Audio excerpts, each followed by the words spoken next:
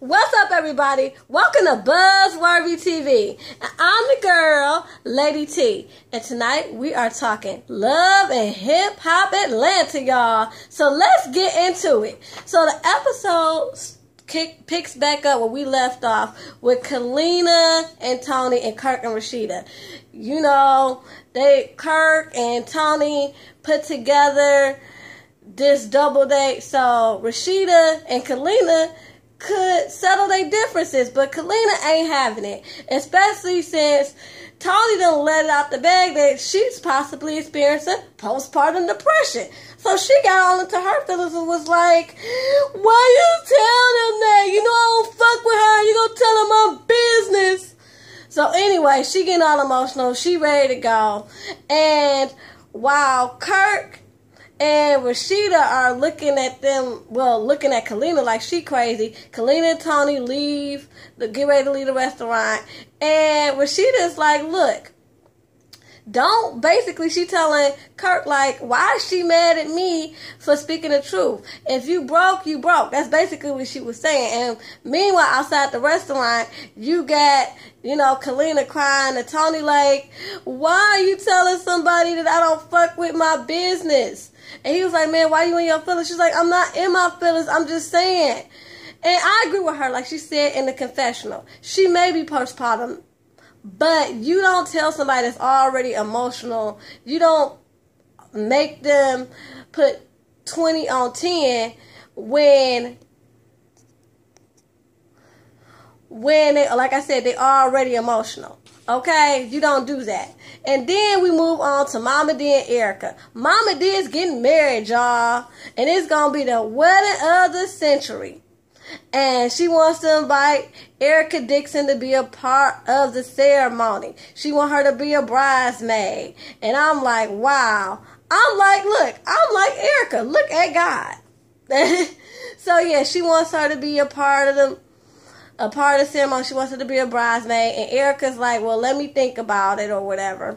And then we move on to Jocelyn and Tiffany. Tiffany wants to meet with Jocelyn because she wants to make sure that Jocelyn is good with her working with Stevie.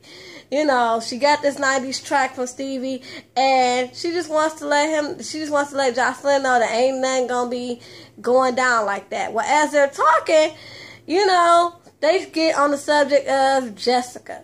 And both of them got something in common. They can't stand that chick.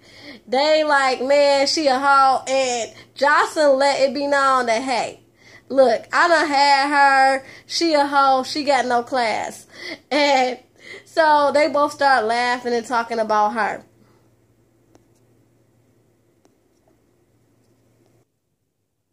Okay, so now we got Margo with Niko and his mother, to basically sit down and talk about Margo and Niko's impending divorce. And basically, Niko's mother is like, well, can't y'all work it out? I mean, I just never thought that this would really be the end of y'all. Like, I always thought that it would somehow work out. And basically, Margo's like, no, after everything that's happened, I just think that it's best that, we split up. And so Niko's mother asks her. Well, first she asks Niko. She says, Niko, are you seeing someone? And he's like, no. And she then asks Margo, are you seeing someone? And that's when she cops and says yes. So she confesses and says yes. But she's like, it has nothing to do with me thinking that it's best for us to separate. And Niko is feeling some type of way because he was like, here I am thinking you coming down here to try to work things out. And you are seeing somebody else. So he's feeling some type of way. And this is the thing. Wow. Okay. With Niko, I do think Niko cares about Margo. I do. And I think that, she keep throwing up what he did with Mimi, but I think he don't take that seriously because I feel as though he just thought that was as a business deal. Like, he was not taking Mimi seriously. She was, a means to an end. like to get on. That's all he saw Mimi as. So he then took their relationship and even the tape seriously. Whereas Margo took that serious. She was like, well, when you did that tape, I just knew it was over for real. So I went out and did me. Like, I thought it was over. And on the flip side, like I said, I can get Niko's anguish with it, because he's like, well, why the hell did you come down here on the pretense that we was going to try to work this shit out? So anyway, after that, we got Carly and Kalina. You know, Kalina has been feeling a certain type of way. You know, she's emotional. And then that double date with Rashida and Kirk went left. So she calls Carly Red over. And, you know, she tells Carly about what happened on the double date and how Rashida laughed at her when Tony blurted out that she could be postpartum or whatever. And Carly, with her instigating self, is like, oh my God, he should have never did that. And I'm like, Carly, you always instigate. You always stirring the pot. But then, you know, she cops up to, well, you know, that's no joke. I've been there, so I know how you feel. So basically, we take a break from all the wretchedness for this PSA about postpartum depression. Okay, so then we move on to Bambi and Scrappy. You know, Scrappy thinks that, you know, since they done both cooled off after their last argument in the studio, that it's time for them to, like, get together and talk about what happened and her doing this video with Loudy and not telling him. So, when they get together, you know, Bambi admits, like, hey, you know, I was wrong for that. And I do apologize, but basically, I just want to do something different besides sitting in the house and just being your girlfriend. And he claims he understands that, and he's like, well, you know what? I'm here to support you in whatever you do or whatever. And they make up. Then we got Jocelyn and instigating Carly. Okay, so Jocelyn's in the studio working with these new producers. And Jocelyn. One day you're going to get it together. I mean, this track didn't sound bad, but I'm just like, for her to be the international superstar, you would think she would have something hotter than what she calls herself putting out. So anyway, so Carly gets there and she's like, oh my God, what is this? Like, she bobbing her head and like, wow, you know, this is nice, but I ain't never known, you know, I ain't never known her not to make any moves musically without Stevie J. So when the writers and the producers leave, she asks, you know, Jocelyn, what's up? And, hold on, y'all. Okay. And she's like, well, look, I'm just keeping my options open. And Carly is like, when you say options, what do you mean? She's like, I'm not keeping my options up personally, but just professionally. If he want to go ahead and work with Tiffany Fox and Jessica Diamond, all them other random chicks, then I'm going to do me. She was like, basically, I'm the one that held him down. I'm the one who signed his freaking contract when everybody had forgot about his ass. And he want to sit up there and work with these randoms. He ain't even working with no big time people and nobody that I want to fuck. And I was like, damn, Jocelyn. Jocelyn's been getting it in. I'm telling y'all. She's like, fuck it. I can't fight, but I can read a bitch. Okay. So then after that, we got oh my goodness, y'all. We got Jocelyn, we got Margo and Jessica. So, now, Margo is like, look, excuse me, y'all, my hair's in the way. Okay, Margo is like, look, I'm tired of these crazy people. I just want to get back to the music and possibly make some new friends at the same dang time.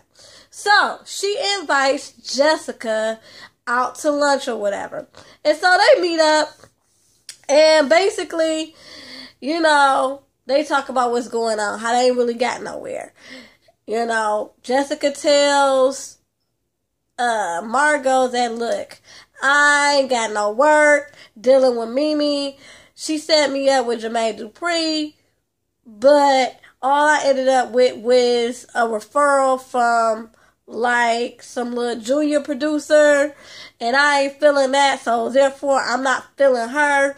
And you know, that chick, oh my God, why am I calling her that chick? And I actually like Margo.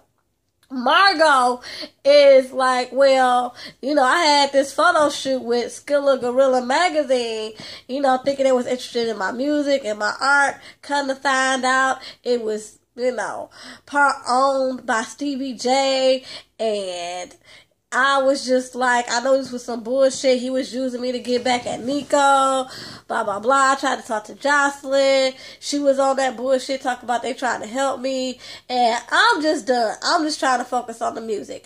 And she asked Jessica to help her do a remix to Start a War. And I was like, no! Don't do it. I love that song. Don't have Jessica mess it up. No. Margo, no. Don't do it. OMG, don't do it. But anyway, they agree that that's what they gonna do. And I'm like, somebody always fucking shit up. Anyway, then after that, we got Momma Dee and Erica. They meeting at the bridal shop. Momma Dee is looking at wedding dresses. And, you know, she asked Erica again if she gonna be part of the wedding. And Erica's like, I'm not fully committed. What's the catch? And as soon as she asked that, you got the rest of the crew coming in. You got Mama's friend, Momma Dee's friend, Chanel. You got Jasmine, Bambi. They all come. And she sits them down and say, hey, you know, I'm getting married in 3 weeks, and I want all of y'all to be a part of it. Are y'all down for the crown? You know? And they all say, yeah, we down for the crown. And Bambi says, to show you that I'm dedicated, I want you to have, you know, a beautiful wedding. I'm providing hair for everybody. And I said, you know, you watching the ghetto show when people talk about they providing hair.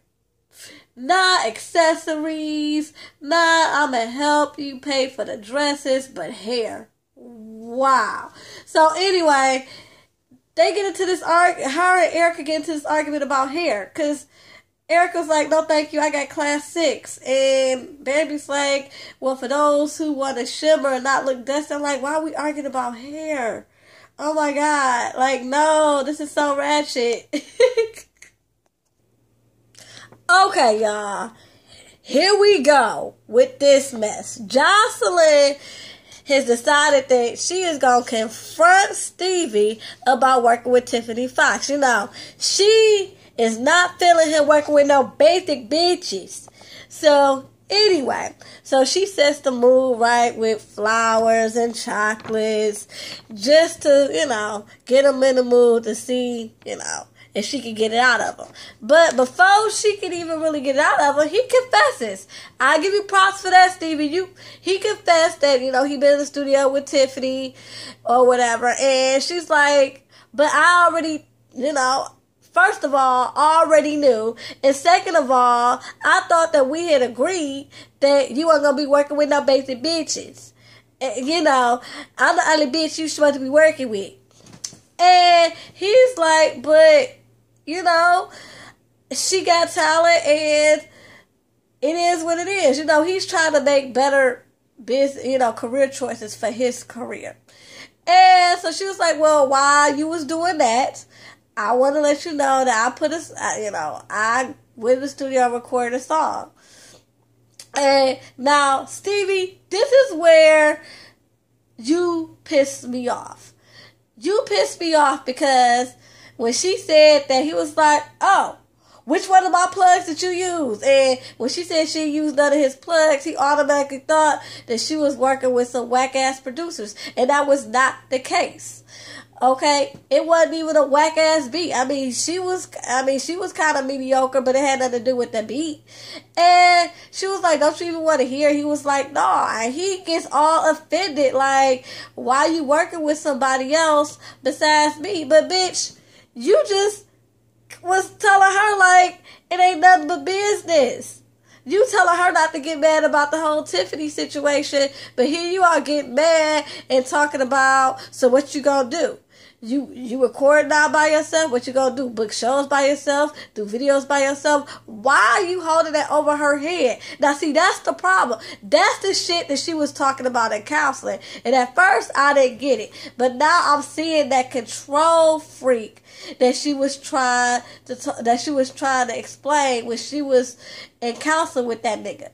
When he was in rehab. Now I get it. That nigga is controlling, because he automatically was basically like doing the Ike Turner shit. You ain't shit, you ain't ever gonna be shit type of thing. Remember that what's love got to do with it? When he told her that when she was in the car, like, you ain't gonna be shit without me. So anyway, after that, we get to this shit with Jessica. Jessica is at the bar with Don, and so Jessica sees, oh my goodness, y'all. I'm a little tipsy. Okay, so Jessica sees Tiffany at the bar or whatever while she's talking to Don. And so Jessica tells Don, like, "Oh, there go Tiffany, the girl that I got into it with at Jazzy Faye's studio." She was like, "I'm going to go," Don's like, "Maybe you need to have a woman-to-woman conversation with her." And Jessica agrees because she's like, "I'm not trying to be turned up with this chick. We started off on the wrong foot. I'm going to go holler at her." And Tiffany's on the same level. She's like, that ain't even in my character. So when Jessica goes over there, they initially start having a civilized conversation. Like, for instance, they start talking about why things went left in Jazzy Faye's studio. And come to find out, Tiffany lets her know that, hey, I'm not only working with Jazzy, but I'm working with Stevie J. Now, this is where it goes left, because now Jessica is feeling some type of freaking way, and she starts to take it, out on Tiffany a little bit. She get a little attitude, was like, "Oh, so you working with them?" And she was like, "How'd that come about?" And she lets her know that, well, Mimi set all this up, and she said that, well, Jazzy Faye wasn't really interested in working with you because you were a little rough around the edges. And, Stevie definitely wasn't interested in working with you. Now, here's my thing. Jessica, you cannot be fucking mad at Tiffany or motherfucking Mimi, because, girl, just like your song say, you so disrespectful. You are rough around the edges. You come off ghetto and ratchet as hell. So you can't get mad that these people wanted to work with Tiffany. It ain't like she was like, "Here, I got an artist named Tiffany. Here, I got an artist named Tiffany." She was plugging both of y'all, and motherfuckers was like, "No, not feeling that dime shit over there, that Jessica dime, penny, nickel, quarter, whatever her name is. But I like the Fox." Both of them said it, Stevie and Jazzy Faye. They not feeling it. So you can't get mad. And so she gets mad. They start going at it. And Jessica Jones are drinking her. They start yelling. And of course, Jessica, well, we got security first. Security is always on cue. But, so she leaves the club. And basically, Tiffany is like, see, that's why she ain't gonna get nowhere. She's a bum-ass bitch. That's what she tells her manager, Brooke. Because even though she's working with BB on this track with Stevie, she really does already have a manager. Shit, she fucking down with Lil' Kim. So, we already know she got her foot in the game. So anyway, Jessica is standing outside the club, you know, she hot, she heated about all that shit. She heated that, you know, Jessica got wet up on her, not only professionally, but personally, because Minnie been talking shit about her to Jessica behind her back. And she like, wow, not only did you not, you know, get me meetings with the people that I was supposed to be working with, but you talking about me behind my back to another client. Like, what the fuck? So anyway, Di was like, see, that's why you need to be with me. And she was like, here's your booking money right here, and give her this money. I'm like, man, what is that, fucking Monopoly money? That ain't real money. And I'm like, see, that's the issue right there. You getting booking money. You ain't in the studio. You ain't putting out no hits. She doing exactly what I said from the get-go. Don is getting you booked in these clubs and you shaking your ass on the pole. But whatever, get it how you live. Anyway, y'all, that was the episode. Till next time, y'all. Peace and love.